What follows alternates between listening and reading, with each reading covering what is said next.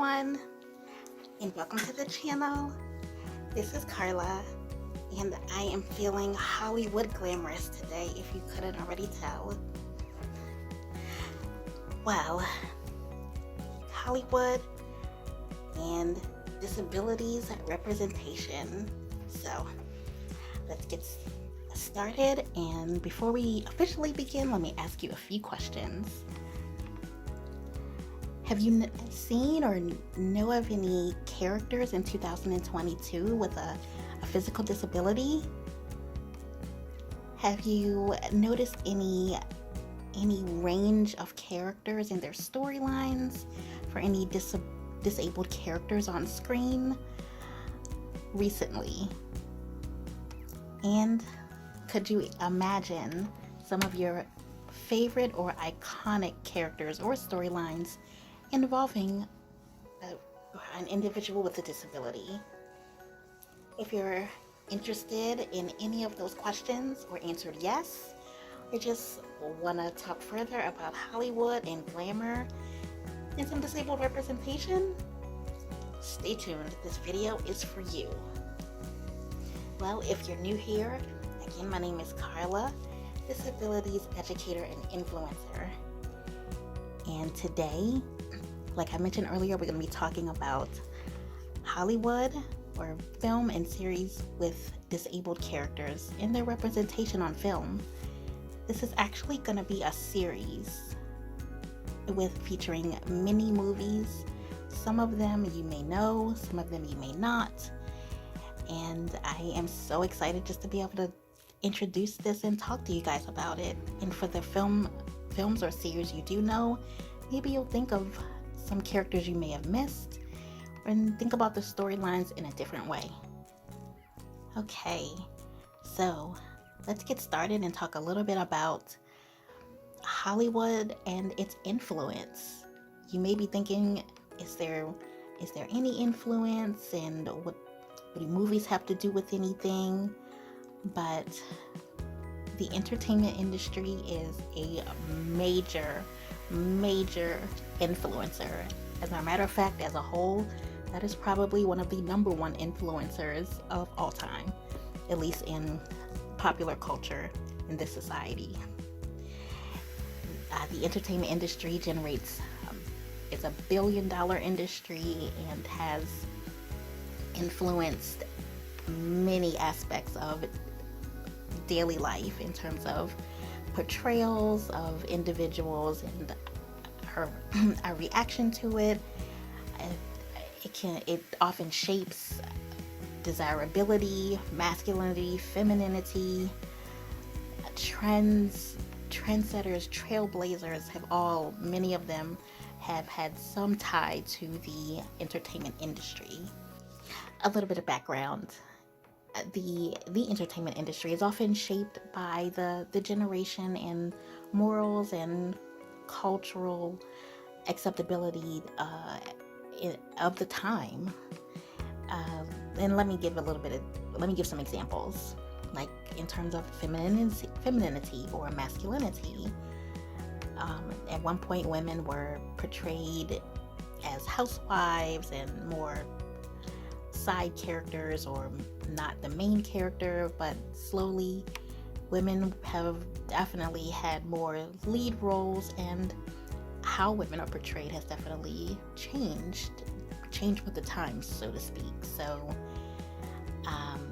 I know my mother always talks about Mary Tyler Moore when she was working. That was not always normal at all. So women working, women being more active, being single, childless, that's definitely portrayed on film, and it was not because it wasn't normal, right? Same thing with, let's say, certain cultures or populations of people, like the LGBTQ plus community.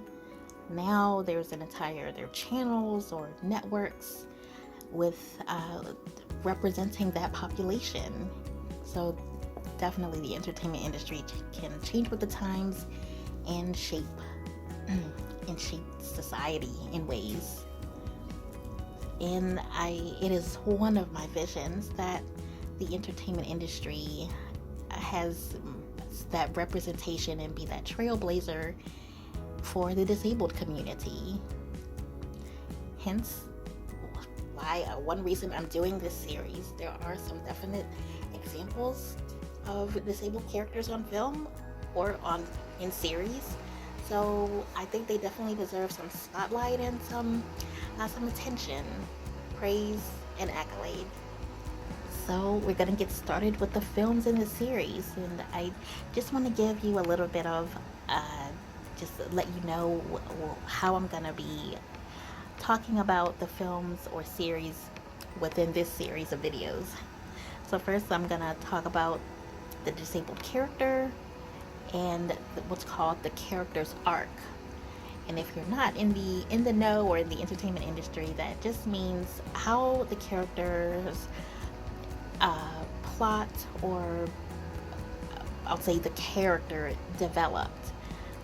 For example, did the character grow at all, learn anything, experience anything to change or go through any trials or tribulations that helped them change for the good or bad.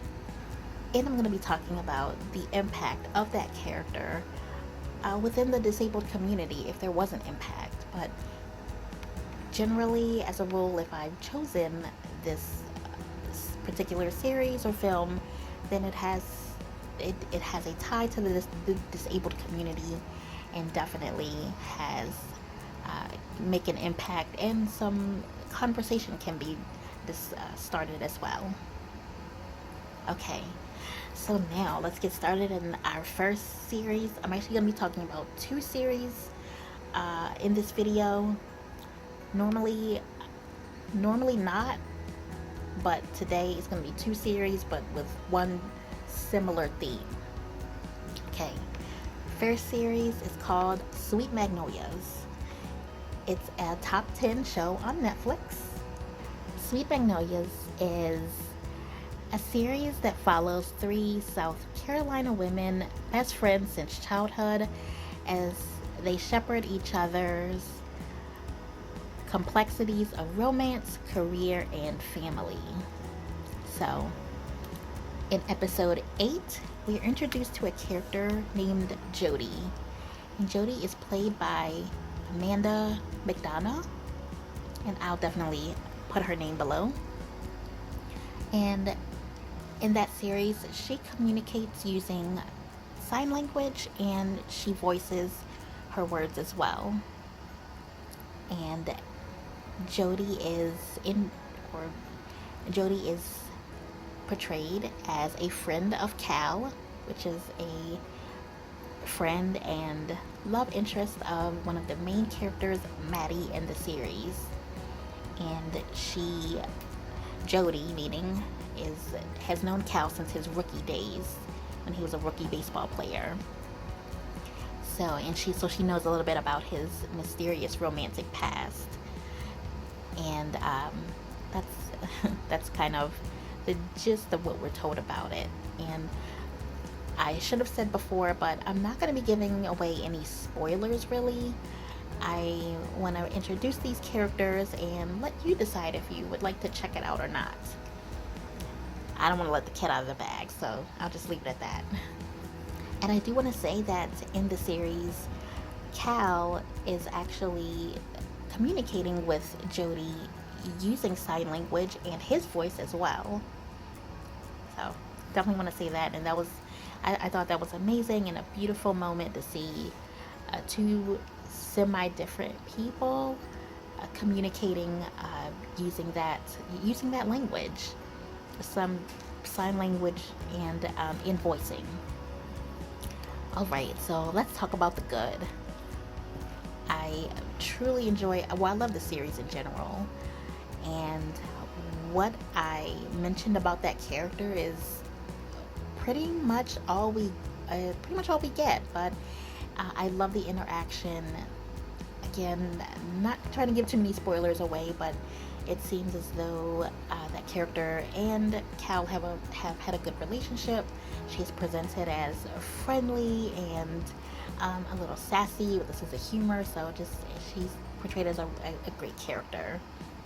She's portrayed out and about. They're at an event, so good to see that representation out in the community and being active as well. It's a beautiful thing. And I'm sorry, I'm just looking up. There was a quote by the director of that series. One moment, let me get that quote. One moment. The director, Sharon Anderson, stated that in regards to the actress Amanda, uh, that Jodie wasn't written for a deaf actress, but they fell in love with Jodie, the deaf actress, and incorporated that role of Jodie to suit that actress. Apparently Amanda auditioned for another role, and I do want to say Miss Anderson was also quoted as saying they wanted to see people of all ethnicities and all abilities, and that they were totally open. And that was such a breath of fresh air to read. I don't know if that made sense to state, but anyway, it was so refreshing. That's a better word, refreshing to see that series was interested in being so diverse and open-minded. Love that. Truly love that. In regards to behind the scenes and acknowledging representation and that it matters and that they were open. So what a beautiful moment. All right. So now let's talk about the not so good or rooms for improvement. I really just wanted a little bit more information in regards to the scene that occurred, about Jodie, and honestly about Cal and really his signing. It was so interesting to see and witness, and it's something that we had never seen before. So I was just interested in how he learned that language and if he ever practices it, or something, just a little bit more background. I know from personal experience with another language that especially when you don't use it, you lose it. So it just would have been nice to, I guess, get a little bit more details. And also in that scene, the two actors, or let's say Cal and Maddie, never really talked about the signing at all either. So it would have been, I know for me, if I was with someone and they started speaking another language, I definitely, and when we were alone or maybe dinner on the spot, would have been acknowledging that they speak another language and how wonderful that is, but also wanting to know a little bit more about it. So it was, I kind of wanted a little bit more details, especially since both of them were signing and voicing, which it's not, you kind of don't put the two together. So in particular, I wanted to bring up also teaching moments for those communities or cultures that are not often represented.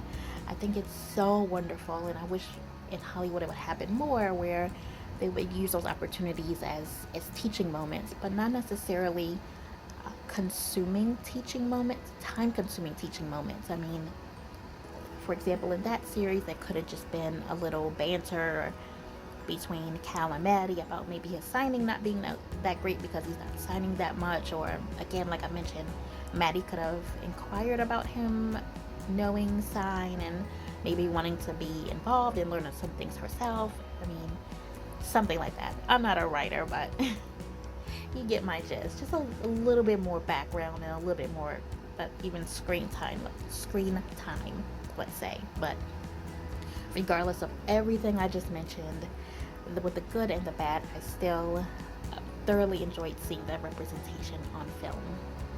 Technically on screen, because it was a series. Okay, next series is a series called Stay Close.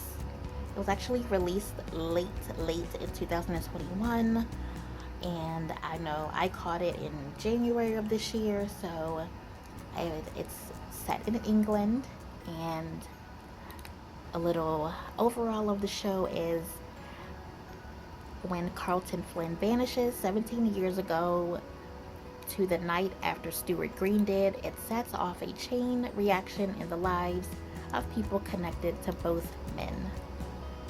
Dun dun dun. Alright, so from episode 1 and a few thereafter, we're introduced to a character named Leanne, played by Steph Lacey. And Leanne is an employee of the police department and a co-worker of the detectives on those cases. And in the series, she uses an electric wheelchair. So, the good. That actress is a wheelchair user in real life, per her Twitter page. And I truly enjoyed seeing this character on a job working. I think that is such a beautiful thing to see that representation in the workforce or professional in communities, just living life, which is kind of the mantra of this channel. So wonderful to see. And it's not presented as too much. It's not really a storyline. There's not much character development, but this character and really the character in the series I mentioned earlier are more guest roles, not main characters. I wanted to say that. I should have said that earlier, but I'm saying it now. So they're not necessarily given top billing or given a whole lot of screen time. So, yep, that was the good. You got that representation from someone with the ties to the disabled community, and that actress is working. So that's the good. I would say the bad or not so great or improvable areas would be for the cast or crew, let's say those behind the scenes, when promoting the film, to inform the audience of that disabled representation. Like I mentioned, that director in that last series, the director made those comments. So there was, at least I couldn't find anything promoting that or mentioning anything about representation in the series being talked about or even reviewed by, I'd say, critics and consumers. So no one was really talking about it. It's not fatal or anything, but I would have liked to have seen a little bit more promotion of that, so that those that would maybe want to watch just to support that actress or support the cast and the crew would have known a little bit. But I am more than happy to introduce these films and series on my channel, so definitely stay tuned. And a nice plug for my channel. So basically, in conclusion, this was video 1 of a new series that I'm excited to present about Hollywood and physical disability representation. And I know I kind of didn't choose that exactly, so I would say the priority would be physical disability representation, but sometimes when there will be exceptions to that rule, so just stay tuned. You never know what I'm gonna do. I don't even know what I'm gonna do sometimes. Okay, but I just want to drive the point home of the actors portraying those with, let's say, direct ties or to the disabled community, or portraying disabled characters. I think it's so important to have those ties in regards to that representation, those direct ties like I mentioned. Miss Lacey mentioned that she is a wheelchair user in real life, and if I didn't say this earlier, and I truly meant to, the actress Miss McDonough is a part of the deaf and hard of hearing community. I don't think I mentioned that, I'm so sorry, but yeah, per her social media, she is a deaf actress. So again, choosing actors and actresses that have those direct ties to the community is so important. And I'm saying direct ties because a disabled character may be representing the community. They may not always have the exact physical disability they're portraying, but even with those ties, we truly appreciate that representation with those ties to the community. And because there's so many wonderful actors and actresses with those disabilities, I would love that screen time. Now, wait a minute, before you get upset, before you misunderstand what I'm saying, and before you drag me, please wait and hear the rest of what I'm gonna say. I totally understand that sometimes that's not possible. Maybe the role is more physical, and I'm getting visions of Tom Hanks playing Forrest Gump. He did, or someone did, some physical work. That may not always be possible. Another reason, maybe an actor without any type of physical disability just may do a better job in the audition, or maybe they just, for whatever reasons, let's say behind the scenes or something, they may have blown away all the competition. So I definitely understand that things happen. Or maybe there's a time commitment that, just various different reasons. I don't want to drag this video out, but there could be reasons why the actor or actress that's portraying the character with a physical disability may have to go to someone without those ties. And it happens. In those instances where a person with a physical disability, an actor or actress cannot portray that character, then let's say the average-bodied actor or actress could definitely get that feedback and conversation and guidance from a committee or some type of mentorship from the, let's say, a leader, or I just mentioned the committee with ties to the disabled community. And that committee or person, I think it would be fair for that person to be credited in the credits for the series or film, just so they get that formal acknowledgement. I think that's a great compromise. Or that there could be some disabled representation behind the screen, like a writer. Maybe a part of the committee could be a part of the writing committee, or the writers, again, getting that credit. Let's say pick any of the, let's say, behind the scenes people, or any of them with a part of the disabled community. That would be, let's say, a good compromise as well. And again, incorporating the disabled community in the film or the series, just so that the representation is there and it feels authentic. All right, ladies and gentlemen, I appreciate your time very, very much. I hope you're still feeling glamorous. I'm so excited for this series and to get to talk to you all more. There's some definite classics I want to share with you all and get you all's feedback and opinions. And definitely, this is going to be a beautiful series. I'm already imagining it. My sources will be listed in the description. If you like this video, please give it a thumbs up to let me know that this is content you enjoy, so I can make more of it.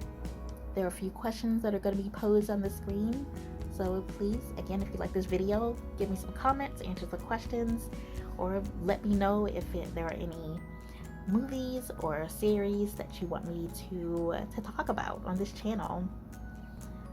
And lastly, hit that subscribe button so you'll be up to date on any new videos posted and help me grow this channel. Carpe diem the best way you can, and I'll see you in the next video. Thank you so much. Bye.